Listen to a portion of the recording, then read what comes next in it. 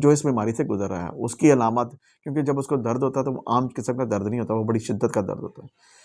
इसलिए अपनी मुकम्मल प्रॉपर जो है वो ग़िज़ा का ध्यान रखें, मुतवाज़िन खुराक का इस्तेमाल करें, इन्फेक्शन है तो उसको डायग्नोज़ करवाएँ, इन्फेक्शन डायग्नोज़ करवाने के बाद उसका प्रॉपर ट्रीटमेंट लें।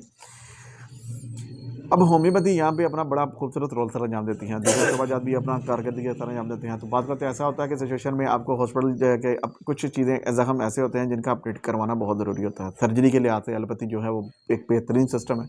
एक बेहतरीन शोबाजात है, उसको रद्द नहीं किया जा सकता। लेकिन होम्योपैथी होम्योपैथी जो है ना वो पीप निकालने के लिए या उस ज़ख्म को ठीक करने के लिए, या उसमें अगर कोई सर दर्द है या बुखार रह रहा है, या उसमें अगर किसी किस्म का इन्फेक्शन पाया जा रहा है, तो उसके लिए मज़ीद बेहतरीन जो है मेडिसिन है ना होम्योपैथी में मौजूद है, वो आप इस्तेमाल करके इस बीमारी से निजात हासिल कर सकते हैं। इसमें आपके पास मेडिसिन है होम्योपैथी में जो इस्तेमाल करते हैं वो सिलेशिया है, हाइपरसल्फ है, बेलाडोना है, मर्क्स